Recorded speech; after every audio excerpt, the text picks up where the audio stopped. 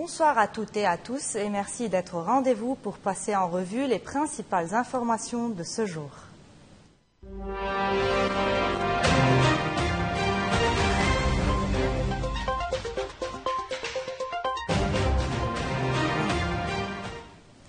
En amont de sa visite en France, prévue vendredi, le président de la République, Joseph Aoun, a rencontré l'envoyé présidentiel français, Jean-Yves Le Drian.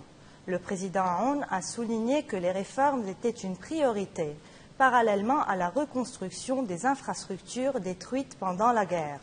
Il a indiqué que les mesures administratives à venir enverraient un message positif tant au Liban qu'à l'international. Il a surtout insisté sur la nécessité pour les médiateurs de l'accord de cessez-le-feu avec Israël de faire pression sur ce dernier pour qu'il respecte l'accord afin de préserver leur crédibilité et de mettre fin aux hostilités.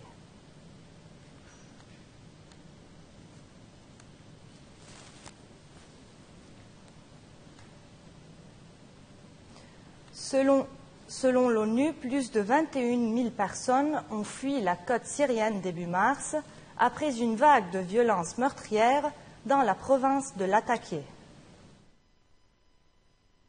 C'est l'un des déplacements les plus massifs depuis la chute du régime Assad en décembre. 21 637 personnes, selon le HCR, ont franchi la frontière nord du Liban. Parmi elles, des Syriens, mais aussi plus de 390 familles libanaises. Réparties dans 27 localités libanaises, ces nouvelles familles s'ajoutent à une population réfugiée déjà estimée à 1 500 000 Syriens au Liban, dont plus de 750 000 enregistrés auprès des Nations Unies.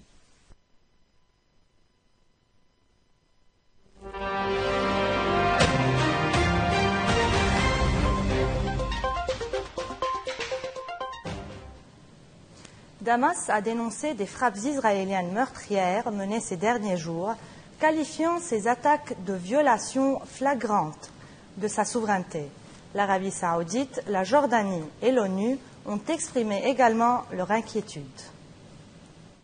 Selon le ministère syrien des Affaires étrangères, 6 civils ont été tués près de la ville de Deraa, dans le sud du pays, à la suite de tirs d'artillerie israéliens. Damas parle d'une dangereuse escalade et accuse Israël de mener une agression continue. Environ 350 familles auraient fui la localité de Kouaïa, visée par ces bombardements. L'armée israélienne affirme avoir répliqué à des tirs provenant de groupes armés positionnés dans le sud syrien. Depuis la chute de Bachar el-Assad en décembre dernier, Israël a accru sa présence militaire dans une zone tampon du Golan, à la frontière sud-ouest de la Syrie. Tel Aviv affirme vouloir empêcher que les arsenaux militaires syriens ne tombent entre les mains de groupes djihadistes. Geir Petersen, émissaire de l'ONU pour la Syrie, s'est dit préoccupé par l'intention affichée d'Israël de rester en Syrie et par la demande de démilitarisation complète de la région sud. L'Arabie saoudite a condamné les frappes israéliennes, accusant Israël de compromettre la stabilité de la Syrie et de la région et de violer à répétition le droit international. La Jordanie, également touchée par les répercussions du conflit, a elle aussi dénoncé ces opérations militaires.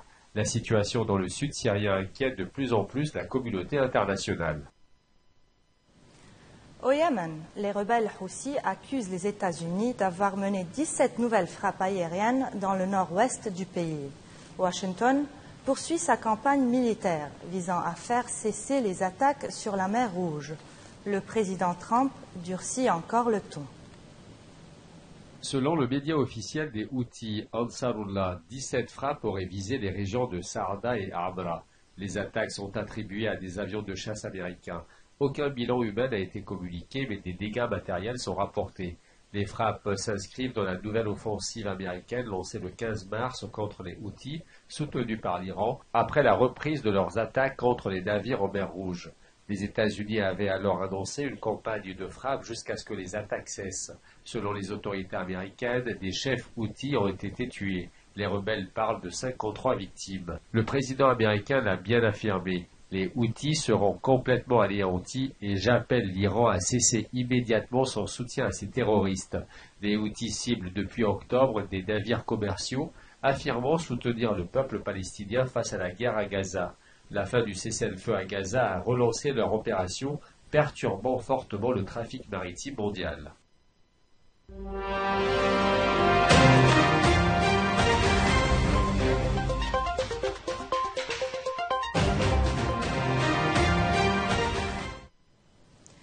Alors que des négociations de cessez-le-feu sont évoquées pour la mer Noire, la Russie a lancé une attaque massive par drone. Le président ukrainien y voit un message clair. Moscou ne cherche pas la paix. 117 drones explosifs russes lancés contre les villes ukrainiennes en une nuit. Un chiffre record selon Kiev, qui accuse Moscou de saboter toute perspective de désescalade. Une attaque jugée incompatible avec les récentes discussions sur un cessez-le-feu partiel en mer Noire. Volodymyr Zelensky l'a bien exprimé, 117 drones, ce sont 117 preuves que la Russie ne veut pas la paix. Moscou ne cherche qu'à prolonger cette guerre.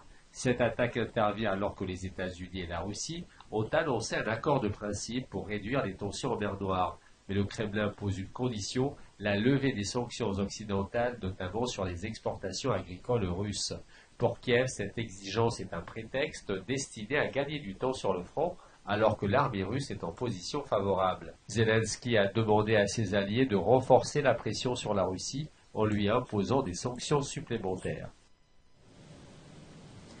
Le Danemark a salué la décision américaine de restreindre la visite controversée d'une délégation américaine au Groenland.